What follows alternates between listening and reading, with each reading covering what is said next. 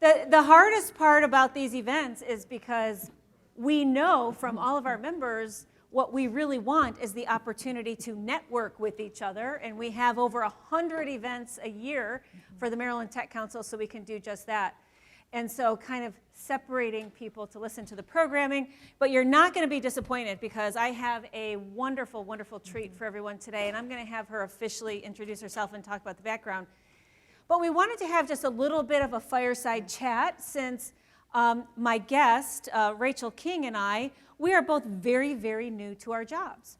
So Rachel King currently is the interim CEO, hopefully the official CEO soon, for International Bio. And she started her job in her capacity on October 24th of 2022, and I, of course, started my job here at MTC in November 1st of 2022. So we're already experts at everything that we're supposed to know, and so we're going to tell you all of our expert advice. But I think more importantly, Rachel's a Marylander. Rachel's a Maryland girl who did good. She was an entrepreneur in the life science industry. She created wonderful things. She was in policy. She just knows, and she was in venture capital. She knows all of the ins and outs, and I think our job here today is to have a fun conversation about what that looks like and how we can continue to advance this community. So I am going to sit, and Rachel, first of all, all of us are so thrilled that you are here because we all have so much to learn from you. You have a vast level of experience, and we're all very grateful for the path that you went down. But will you just tell our audience everything that you have done, not since high school, but you know, all of the good things in this industry, because you've done some wonderful things. Well, first of all, thank you. You're very gracious and generous, and it is really great to be here. I feel like in a lot of ways I'm back to my roots here in Maryland, and it's great to have a chance to be here with all of you today. But I also really want to thank you, Kelly, because I think we are so lucky in the Technology Council to have someone of your stature and background leading the council. And I also think that the work that you and Governor Hogan did in leading that great spirit of bipartisanship that you brought to really helping the people of Maryland was not only great for Maryland, but I think a model for the country really in terms of what we need in our state houses around the United States. So thank you for that. Thank you. And thank you for being here at the Tech Council. I think everyone is looking forward to great things from Kelly's leadership. Thank you for that. In terms of my own background, I'll just give it to you in a nutshell quickly. I did come to Maryland about 30 years ago, and I came with a real desire to work in biotechnology. I had worked in biotech out in California, in Palo Alto, where my husband and I were living. And we moved here, and I joined a startup biotechnology company, which was called Genetic Therapy. And I can tell you a couple of interesting stories perhaps from those early days. But joined Genetic Therapy as I think the maybe 10th or 12th employee, and we ended up building that company into one of the first biotechs that really grew up in Maryland. We went public and eventually sold the company to Novartis. I went from there to venture capital fund. Well, I actually worked in Novartis for a couple of years and ran Genetic Therapy as a division of Novartis, and then went into venture capital, NEA, which is another local Maryland homegrown venture capital fund, one of the biggest in the country now, one of the biggest in the world. And out of that, incubated GlycoMimetics, which is a company up in Rockville, Gaithersburg, and which is, as we speak, waiting for phase 3 data from a clinical trial in leukemia. So very exciting days at GlycoMimetics too. But over those years, actually became very involved with BIO, which is the National Biotech Industry Organization, and was on the board there, was the board chair there. And through those years developed some really good relationships as well as interest in the policy side of things. So when I retired from GlycoMimetics after our first grandchild was born, and then had the opportunity to go back into bio about a year later, and it was one of the few things I would unretire for, actually, to go to bio. So I did unretire to take this role, and I'm really enjoying that now. How does your grandchild feel about that? Well, actually, my grandchildren are visiting now, so we joke that there's a second grandchild in that family now, and we joked during the pandemic. My daughter and her husband lived with us, because they were kind of pandemic refugees. They moved in when she was 8 months pregnant, so it was grandmother paradise. I can tell you, grandmother that's nice. paradise. That's nice. Well, I share grandmother paradise with you great. too, so there's another thing that we share. So just to talk a little bit about your role at Bio, I know that you have a lot of, let's just say, aspirations for 2023 and beyond in order to create that relevancy when it comes to policy and advocacy. So what are some of the things specifically, because we talk about local, state, and federal advocacy here at the Tech Council, but you guys are spearheading that for us. Yes. So what does that look like? Yeah, so I think if you step way back and we ask ourselves, what do we want to accomplish for the industry, right? We want to have policies in place that enable the industry to thrive, which we think also is going to help our communities and help our patients, right? And so I think a lot of what we need to do legislatively is educating. We need to communicate about what is important to our industry, and we need to ensure that legislators appreciate what it is that biotech brings, not only to the patients, but to the communities that the legislators serve. And I am interested, Kelly, in how you feel about that process, and how we can be successful at educating. So let me pause, because that's a question I wanted to kind of kick your way. When you hear people come and talk about our industry, what are some of the things that are meaningful for you to hear as a legislator? So many of you may not know, I am a recovering legislator. I used to be down the road. Now I'm here. It's so much fun here. This is a great space. Yeah. But I would say, as a legislator, you want to know the significance and the impact of your community, right? And so I remember when I was sitting in the legislature, and I was a freshman legislator, and I would go in and I would want to talk about the business issues, right? Because that's what I have concentrated on my entire professional career. How do you grow businesses to create job growth, to create continuity in communities, and have opportunities for families and everything? And so you talk about the businesses, and then as soon as you kind of walk into a legislative process and you start talking about the business, everybody turns you off. And they're like, oh, yeah, it's all the business, it's all the business. When in reality, you're talking about the business and the greater definition of it and how it relates to the economy and the community and family and growth. So as a legislator, you want to hear how the impact is going to not only impact the shareholders, stakeholders, vice president, and CEO.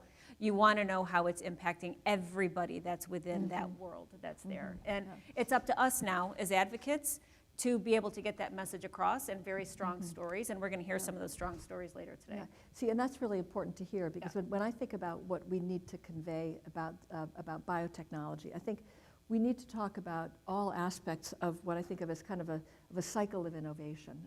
But it's become clear to me when I first got into biotech and I first started doing lobbying, I talked a lot about innovation. And I learned that innovation in the abstract, people don't care about, because it's too abstract an idea. And people care about what specific things you can do to help specific patients. And so we need to care about innovation, but we also need to care about another aspect of that circle, which is affordable access, right? That we have to be sure that patients can affordably access our medicines, because if they can't, nobody's going to care, right? And then the other piece of the cycle, another part of the cycle, is that eventually our drugs go generic. They go generic, or they go to biosimilars if they're biologics, and we have to ensure that that works, because that is in a way, it's the end of the contract as innovators, right? We have a period of time when we get the patent protection, which gives us exclusivity, but then that ends. That's the bargain, right? And so we also need to ensure that we can smoothly bring drugs to that point of the cycle. So I think, coming to your question of what are we advocating for, what are we trying to do at Bio, I think we're trying to address all aspects of that cycle, and we're trying to do that through education, through collaboration, through advocacy, to try to ensure that people understand the benefit that we can bring, and that we can work together to really create the conditions under which entrepreneurs can then go and start their companies, bring their ideas hopefully to fruition to patients. That's right. And so for the educational part of this for those of you that do not know, the Maryland Tech Council is the state program for bio. So back in 2006, I believe it was, someone fact check me on that, Maryland Bio merged with the Maryland Tech Council. So we work very closely with the bio at the federal level because they do help to lead us in some of these very difficult conversations that creep down into the state and the local level. So we're very appreciative of that. Do you mind if I ask you another question in one of your other roles that you had? Because yesterday we had one of our GovCon forums through our Chesapeake Regional chapter. We now have 3 chapters. They held a conversation, a forum on mergers and acquisitions. And so this is also leading into the world of finance and venture and how to raise funds and what to do. But you were one of those funders. You chose companies to be able to fund. And what was that like on that end of your career? So I did briefly work in venture capital, and I think I want to begin by answering that question with a personal experience as someone trying to raise money, if I could, and then circle back to the funding side of it, because it's really hard to raise money. And sometimes when I tell the story, if I kind of encapsulate the story of GlycoMimetics, we raised probably between $300 and $400 million over the period of time that I was at the company through different means, and you know, I can sort of tell a story. Well, there was venture capital, there was Series A, B, C, there was a public offering, there were a couple of public offerings, deals with Pfizer, et cetera, et cetera. Every one except for one was really, really difficult. We had one financing that I would characterize as a fairly smooth and easy financing. The rest were all really hard.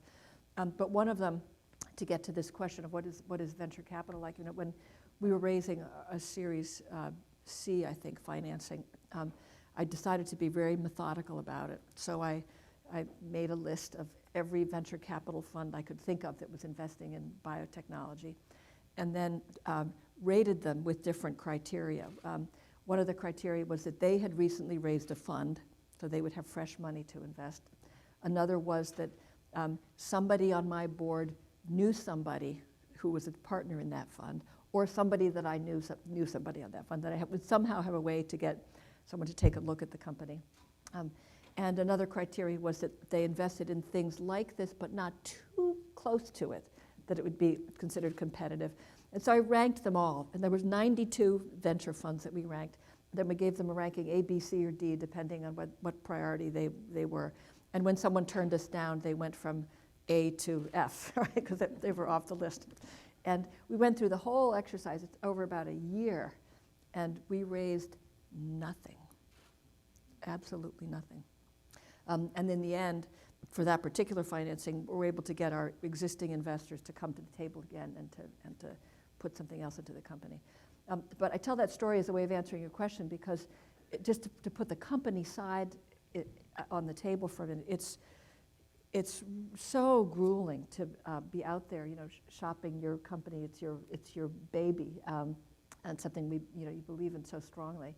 On the investor side, there's just a flood of business plans, right? And more business plans than you can really read, and more business plans than you can really thoughtfully review. And one of the things I noticed when I was at NEA was I would go to partners meetings when I first arrived there, and I would see people getting, say one partner might bring a business plan to the meeting and say to another partner, I'd like you to take a look at that. So that was when they were still sometimes handling the physical business plan, not just emailing them around, and hand it to another partner. And I would observe someone opening the business plan and flipping to the management section, right? So one thing that taught me was, even in a technology field like biotech, right? First you want to know who are the people behind this, and then what's the technology in there. So I would say, and that's why, coming back to my list, you know, I said first, who are the people who can open the door for me to get someone to actually take a look at what we're trying to propose. So people drive a lot of it, is the final, I guess, the major point I would like to make.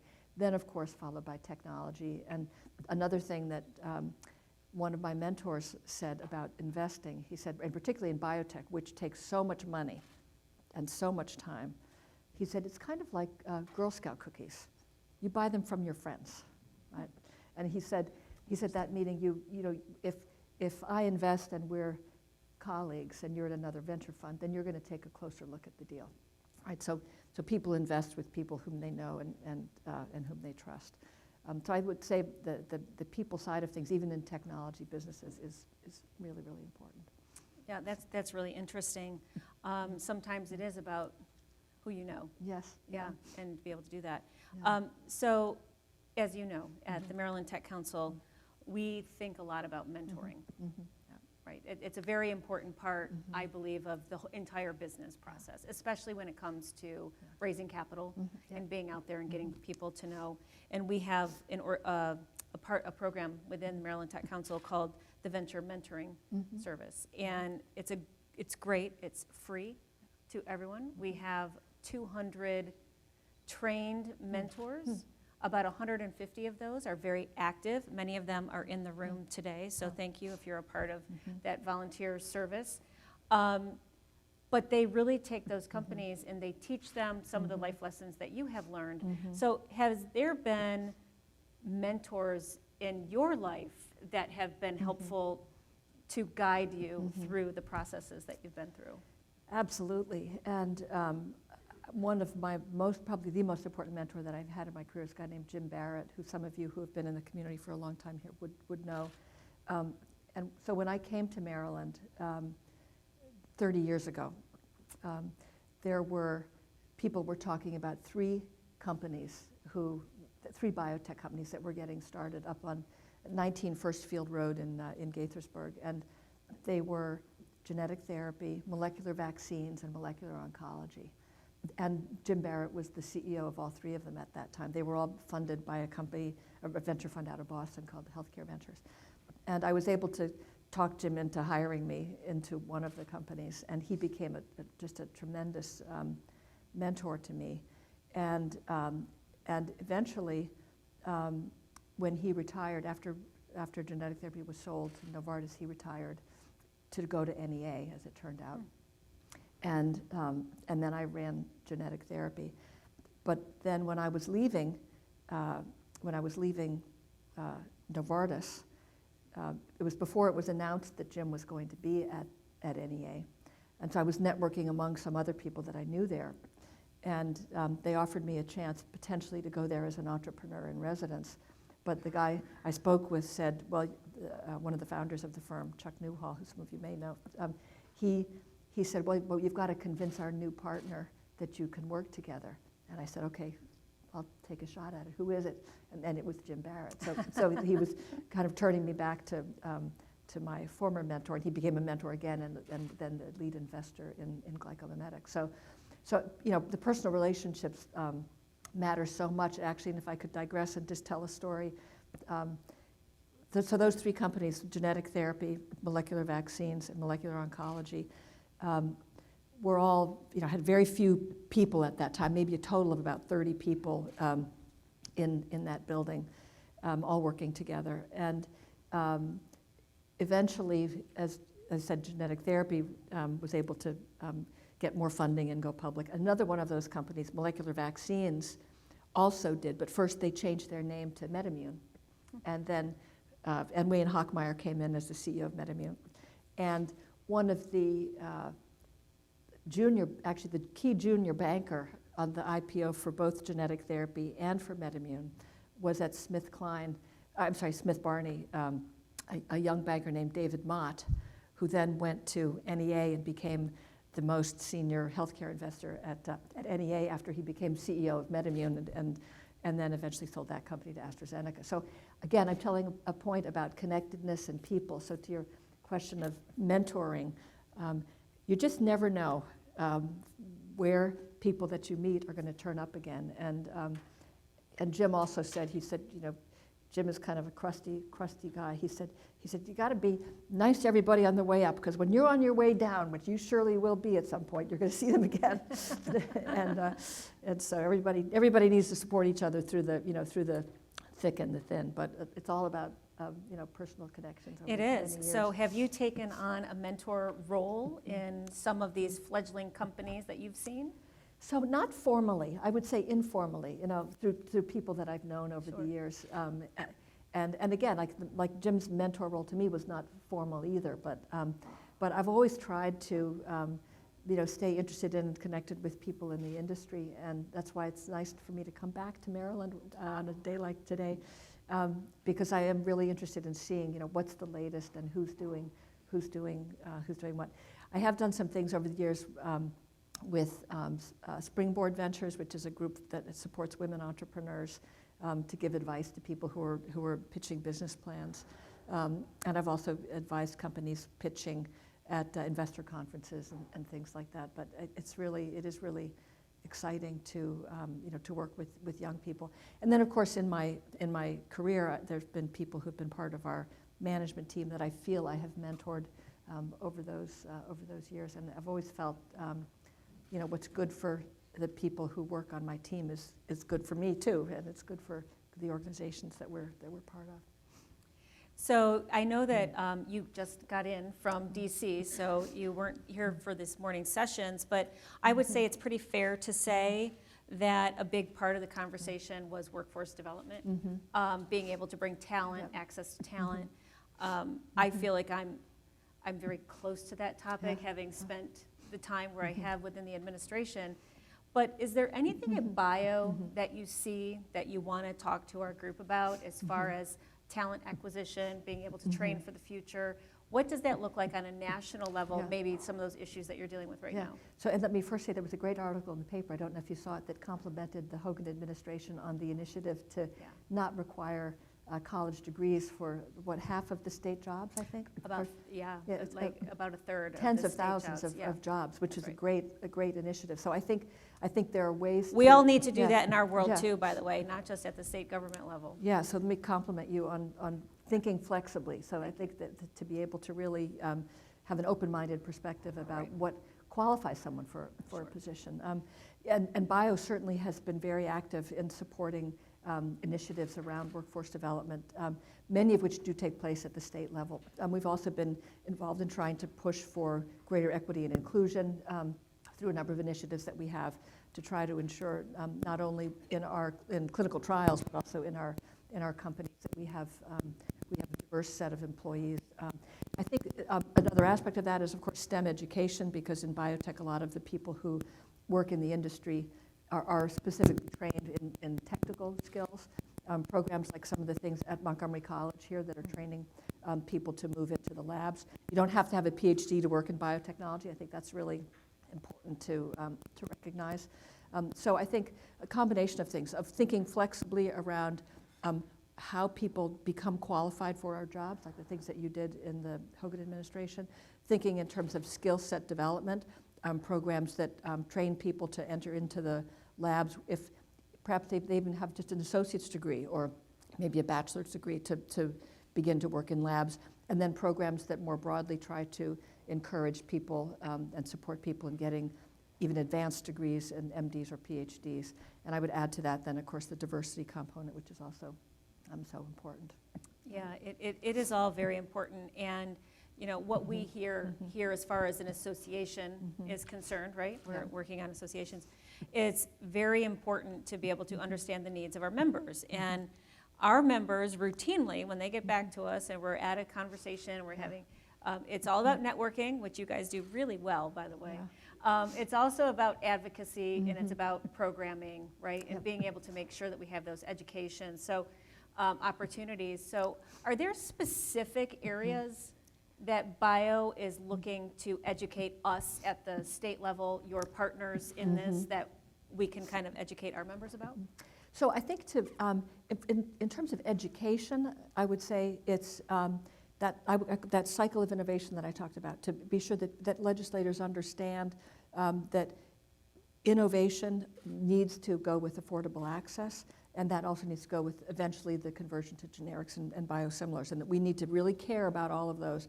I think a lot of state legislatures and here in Maryland, there's been a focus on the affordable access piece, and people have unfortunately addressed that through programs that are specifically, basically like price control programs. And we've seen that at the state level and at the national level, which is very concerning because that does not support innovation.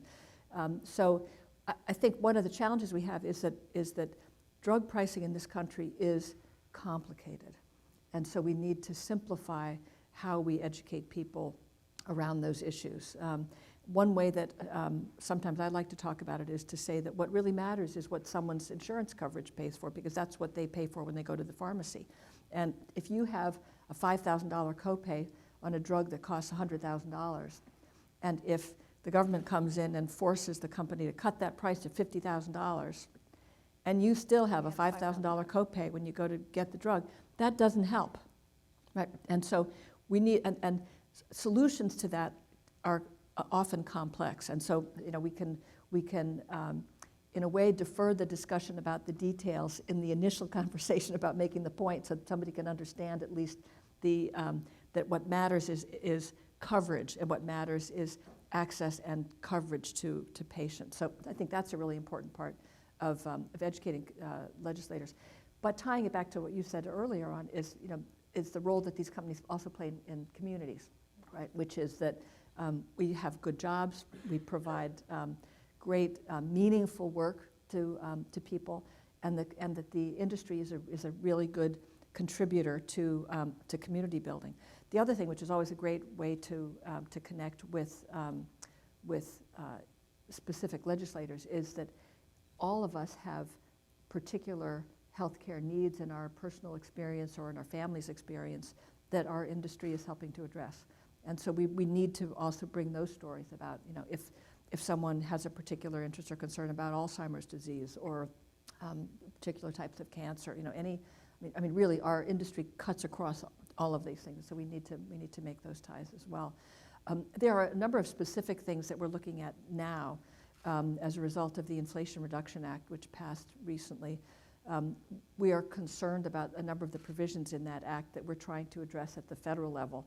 And it's going to be hard to address some of those because some of them are going to require legislative fixes, which is going to be really difficult in this divided Congress that we have right now. I'm not sure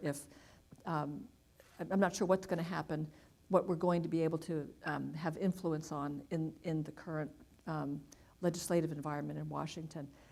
We do think, as far as that particular act is concerned, that there are important things that we can do with CMS, for example, and how they're implementing some of the provisions of the law. We do support some of the out-of-pocket caps that came through with that, and some of the agricultural and environmental pieces of the legislation. But that is going to be that's going to be challenging at the federal level. At the state level, we're always concerned about price control bills. That's one of the things we have seen in Maryland, and so we are concerned about that here in Maryland. There are some other provisions that the state legislature has been really supportive on. For example, looking at environmentally sound replacements for plastics, some incentives that the state has provided. So we're going to be looking. Actually, things like the SBIR program, there's been support that Maryland has, I think, tried to give in the past to provide matching funds for SBIR grants. That's an example of a program where the state could follow thoughtful scientific evaluators at the NIH who make decisions about SBIR grants by doubling up on what a company could get, and that could be very impactful. So a number of things at both the federal and the state level that are going to be important to us. I would say, I think in Maryland in general, and maybe this is a question back to you, Kelly, for some of your reflections in your role as Secretary of Commerce. I think that that in a way the policies and the government works best when we can ask our government to establish infrastructure, to create an environment that is supportive, and then provide as much freedom as possible for the entrepreneurs to do what they do well. And I think that's my sense of the philosophy that you brought to the Department of Commerce. But I'd be curious to hear more about your your thoughts about the role that the state government can play in supporting some of the things that we do in our small companies. Oh, I have a lot of thoughts. I'm sure.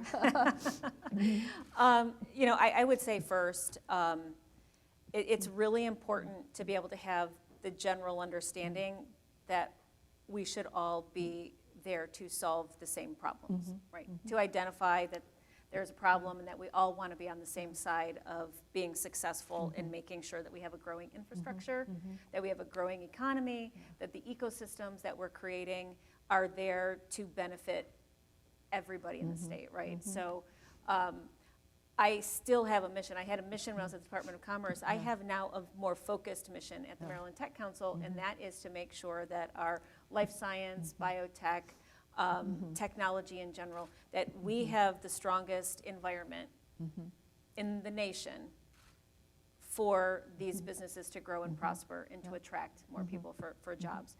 And when we can say that that's going to be a mission generally amongst policymakers and individuals and community members, then we understand that there's no us and them. Yes. That it really is just us that want to be able to do this because we know of the very real benefits that come from that creation of an ecosystem. On a panel earlier, we talked about the average income for somebody that's in life sciences.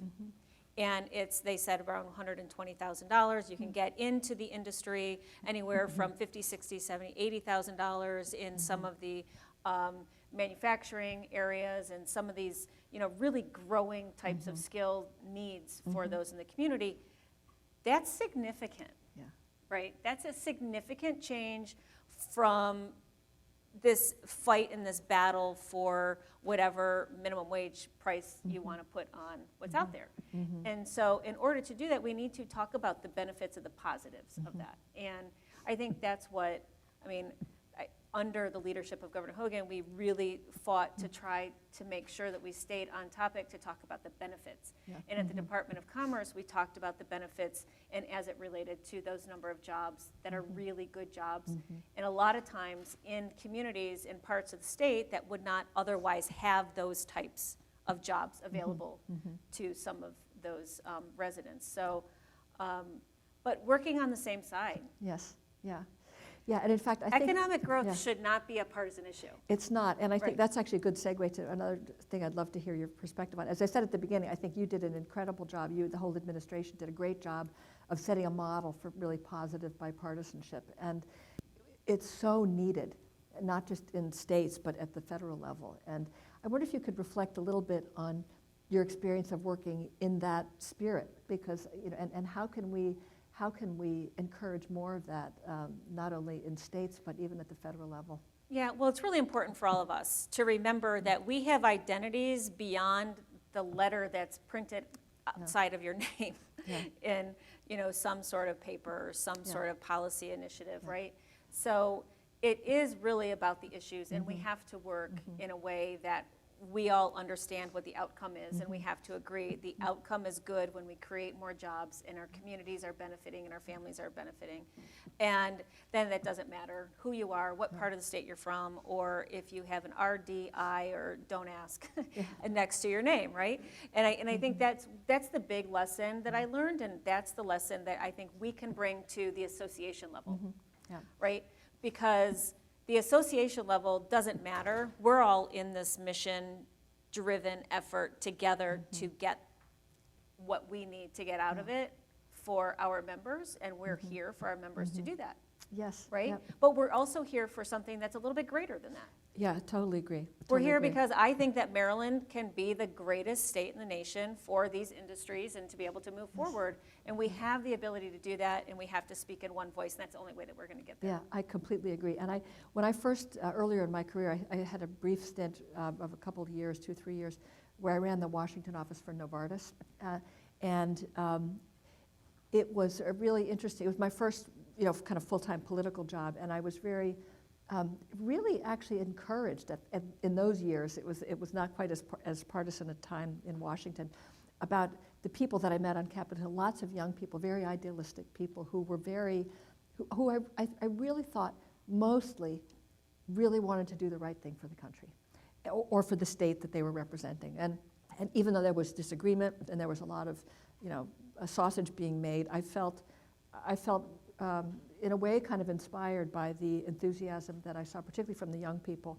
And it was really, it's discouraging now to see how partisan Washington has become, and in ways sometimes I think not as focused as you said. I think completely correctly that we need to be thinking about the problem that we're trying to solve, because we do share, I think, across the political spectrum, deeply common interests in improving our communities and ensuring that our families have what they need, and that together we can grow and live in a wonderful country and a wonderful community. So I do think if we can come back to some of those core common understandings, that will really help us. But I commend you for how you have modeled that in Maryland, and I hope that we can continue to see that here in Maryland and other places as well. Well, I'm an optimist by nature. Yes, me too. You have to be in biotech. You have to be an optimist, right? We're all going to think about good things, Yeah. and I think understanding where we are now, and we heard a little bit of this too, the advancements in everything technology from where we were since either of us, both of us started our careers. Yes. And we have to be excited about those, because there's more opportunities to come. Yeah. What are some of the greatest changes in the industry, advancements that you've seen that get you excited to continue to be a part of the industry and to continue to push forward your mission? Well, I think over the years I've been working in biotech, the growth of some of these, we call them platform technologies, has been just incredibly impactful. And by that I mean fundamental discoveries that have been made that can now be applied across a wide range of diseases. And there was a lot of this that sprung from the Human Genome Project, which had a lot of its roots right here in Maryland. And it's kind of, it's comical almost when we look back on some of the controversy around the Genome Project, where some people were against it because they thought if we knew the genome sequence, we would know the mind of God. And we shouldn't, as humans, know the mind of God, right? But now we learned the genome sequence, and we said, oh my goodness, how complex it is, and how little we really know just by knowing the sequence. But that's an example where the genomics that enabled, right, that further discoveries that enabled. Some of the work that's gone on with gene therapy, and again, started right here in Maryland. Genetic Therapy was the first company that got permission from the FDA to do gene transfer experiments in humans, and we did them at the NIH. And now gene therapy is in a sense, a platform technology widely applied across a whole range of diseases. Related to that, cell therapy, and the whole set of opportunities that derive from somehow manipulating cells outside of a person's body and then delivering them. And now we further advance those technologies with things like CRISPR, which enable us to go in and specifically modify certain sites in a particular sequence of DNA. So these platform technologies where fundamental discoveries are made that then make it possible for specific advances to be made. So a fundamental discovery in something like CRISPR that then becomes an opportunity to treat a childhood leukemia. So a platform that then becomes a therapy is what I think is most exciting. And part of our challenge from a legislative perspective is how to keep up with that. Because one of the challenges that we're seeing now is how do you pay for some of these therapies that are so expensive to develop and expensive to make. If every time a person is being treated, and I was talking with Brad Stewart earlier about this center up in Urbana for cell therapy that Kite built. A huge facility, huge resource, super expensive to build and to run, and so expensive to treat patients. So how are we going to incentivize and pay for that? And so I think, again, coming back to the legislative question, we have to ask ourselves as citizens, and we talk to our legislators too, about what's the behavior that we want to incentivize? Because that's what government does so well. By intention or not, provides incentives, and then the private sector responds to those incentives. So do we want to incentivize investment in these new technologies of healthcare, biotechnology, or do we want to provide incentives for new apps for your cell phone? Right? maybe we want to do both. But we need to specifically think about how our policies affect each of those. That's right. A good lesson for today on Advocacy Day. Yeah. So what's next at Bio? So we're focusing a lot on the implementation of the IRA at the national level. As I was talking about, with some concerns that we have about that. I do think it's going to be a very difficult time to work at the national legislative level. We don't think a lot is going to happen there, but there may be a few things like the Pasteur Act. And there was a great editorial today in the Washington Post in support of the Pasteur Act, which would provide incentives for the development of antibiotics so that we can address antibiotic resistance, which is a huge problem. That's an example of something that we might possibly get through. It's got bipartisan support, and we think that could potentially get done. Other than that, we'll be working on some of the CMS-related issues around IRA implementation. One of the big things that we always do at Bio every year is our convention, which is the largest biotech convention in the world. We had, I think, about 15,000 people there last year in San Diego. This year it's going to be in Boston. It is, for those of you who've been there, it's a great event, a great chance to bring people together and to network. So that's always an important issue for us.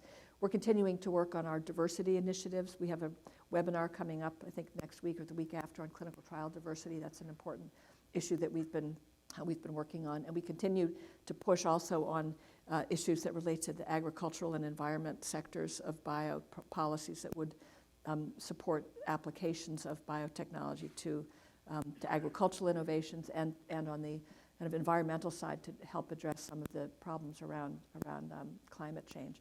So it's a broad portfolio. I think one of the challenges we have at Bio is that there's so much that we can do, and we always are challenging ourselves to focus on the things where we think that can be the most impactful. I will say, it's kind of putting a pitch in for the national organization. There's one of the things that I think we do well is we convene diverse groups of people to try to then convene and move together toward shared goals. And we do that at the state level through the State Biotechnology Association, which we convened about a few weeks ago, I guess, where you and I first met downtown. Yeah, in December. We were already experts back then, too. Yes, right. And so the work that we do with the states is critically important because there's a lot of, for a couple of reasons, actually. The state legislatures are great places where experimentation happens, and they're in a way laboratories of policy experimentation, which are really important. And 50 states and Puerto Rico, there's a lot that's happening.